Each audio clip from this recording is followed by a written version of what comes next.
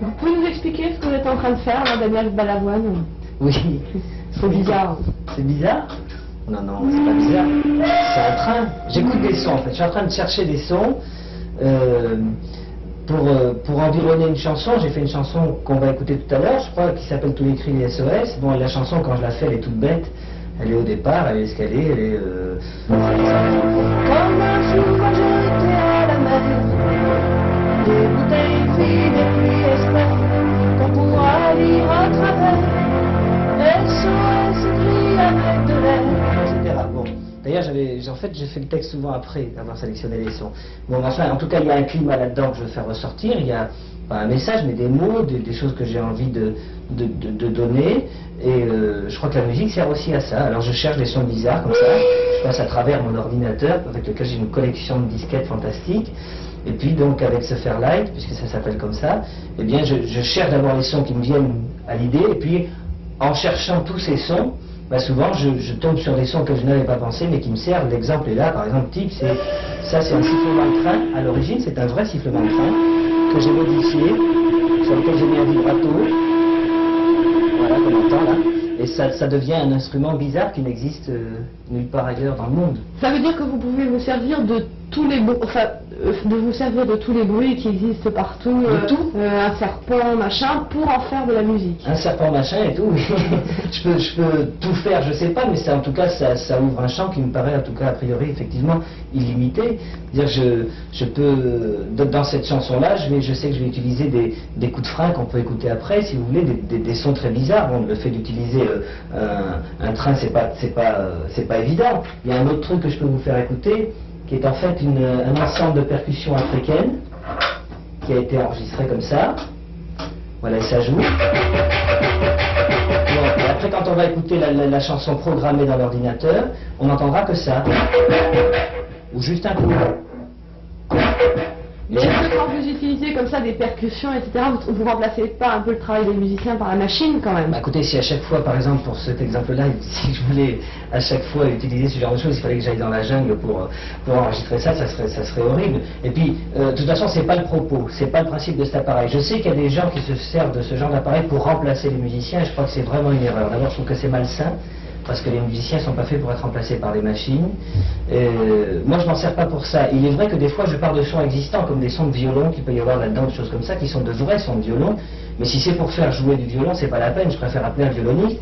Moi, je déforme les sons, je les serre, je les cerne, et puis je les modifie. À la fin, vous pouvez pas être capable même de me dire d'où ça vient, en fait. Donc moi, je me sers de ça pour vraiment trouver des sons originaux, pour que la musique se différencie des autres musiques. Je dis pas pour taper dans le génie, mais c'est bien et c'est confortable de savoir qu'on va environner une chanson avec des sons vraiment bizarres et particuliers. Mais vous disiez tout à l'heure que c'était presque faire une musique de façon plus naturelle malgré la machine.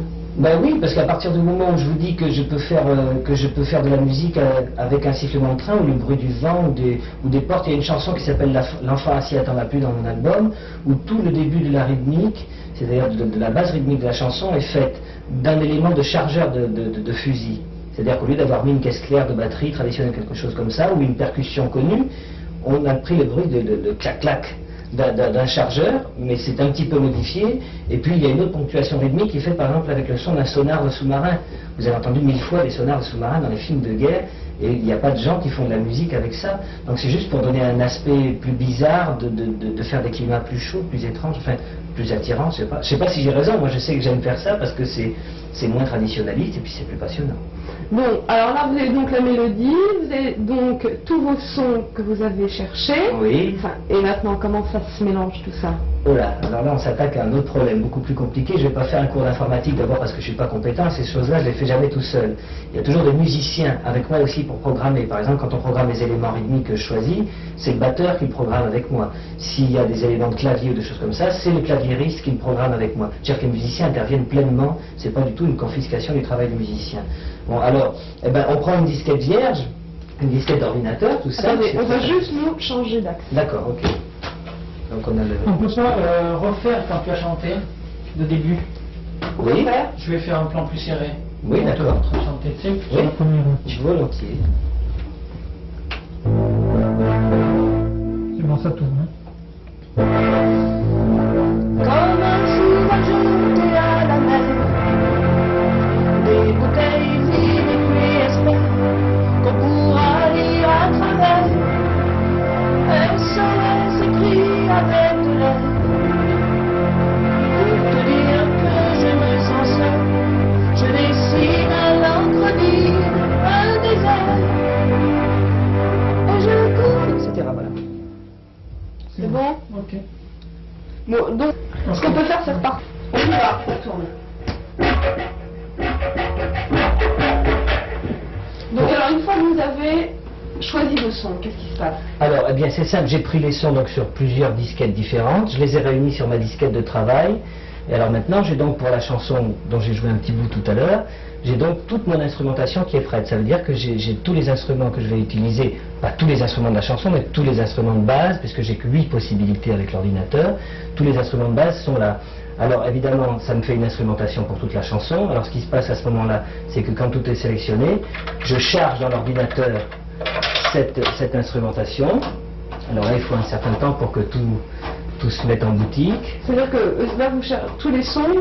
Tous les sons vont être chargés dans une page qui s'appelle la pagère et qui va être la page d'écriture. C'est-à-dire que j'ai tous les éléments de son et maintenant il va falloir que j'écrive, que je leur fasse jouer ce que je veux leur faire jouer. Alors on attend que tout défile, on va défiler le son du train, les cabassas, un tome électronique, une timbale et plein d'autres sons comme ça. Ensuite, je me mets à recharger cette instrumentation que j'ai voulu faire et que j'ai voulu programmer. Alors on va pas faire bien sûr toute la programmation devant vous parce que ça prend des heures, d'abord je le fais pas tout seul. Et alors je vais dans une page qui est la pagère, il me dit what et je lui dis pourquoi. Alors là il va falloir faire le machin parce que voilà. Ça n'avait pas marché du premier coup. Vous pouvez faire ça la marchait. conversation avec votre ordinateur. Bien sûr, il me pose des questions, il me dit qu'il n'est pas content que ce que j'ai. Il n'y a pas d'insultes dans celui-là. Dans les studios d'enregistrement, il y a certaines fois des ordinateurs qui sont remplis d'insultes, mais là, celui-là, c'est pas le cas. Alors voilà, là c'est simple, on voit qu'il y a des premières notes qui sont écrites, ça veut dire que je vais écrire la partition et programmer la partition de chaque élément. Ensuite, je vais retourner dans une autre page, je vais charger tout ça. Voilà, tout est installé, c'est-à-dire que là c'est la première manipulation que j'ai faite, c'est-à-dire que tous les instruments ont pris leur place, chacun sur une piste différente, et une fois que tout est programmé, c'est vraiment un raccourci, hein, enfin, heureusement, parce que sinon je vous dis ça prend des heures, je retourne à ma pagère, et une fois que toutes ces instrumentations ont été organisées, nous y voilà, j'ai plus qu'à appuyer sur play, comme ça, et ça me joue la musique. C'est facile, non? Voilà.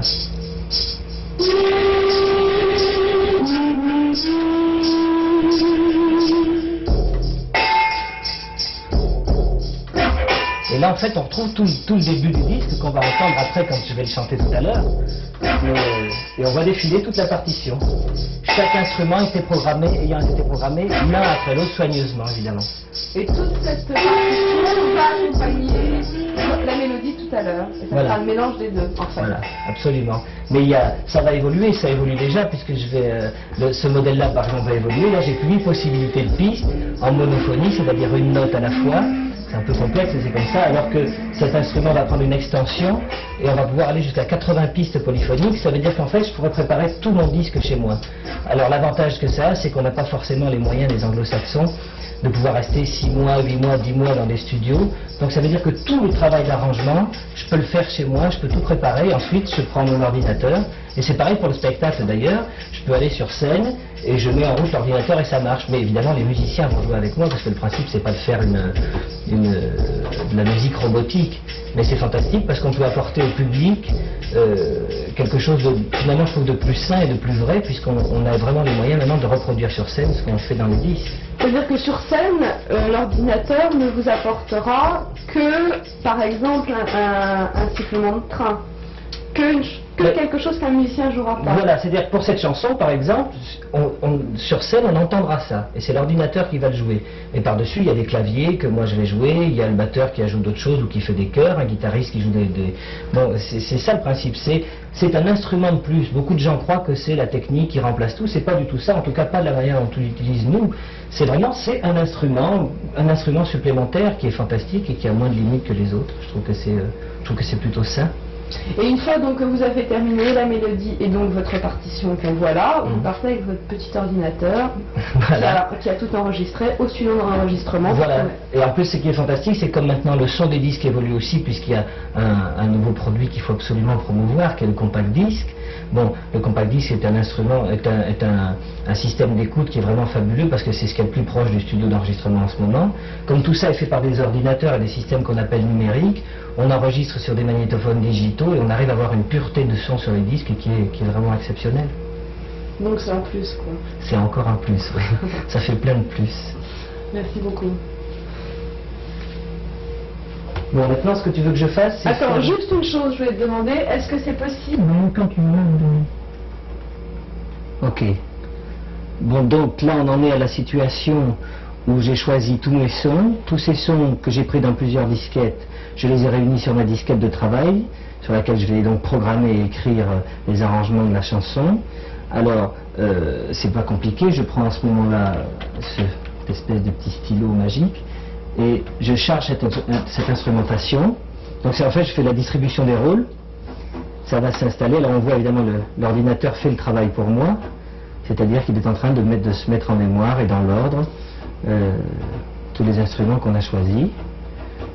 Ça se retrouve sur des pistes, comme un magnétophone. En fait, c'est un magnétophone qui n'a pas de bande. C'est un magnétophone à mémoire, un ordinateur. Là, je vérifie que tout est en place. Donc, on voit la liste des instruments là. Je les ai envoyés dans une page qui est la page 3, où voilà, tous les rôles sont distribués. On retrouve donc tous les instruments qui vont jouer avec les pistes, 1, 2, 3, 4, 5, 6, 7, 8. Et ensuite, une fois que j'ai fait toute la programmation, qu'on ne peut pas montrer parce que ça prend des heures, et puis je ne la fais pas tout seul, je la fais avec les musiciens, eh bien, on va à une page qui s'appelle la page R, où tout le programme a été fait.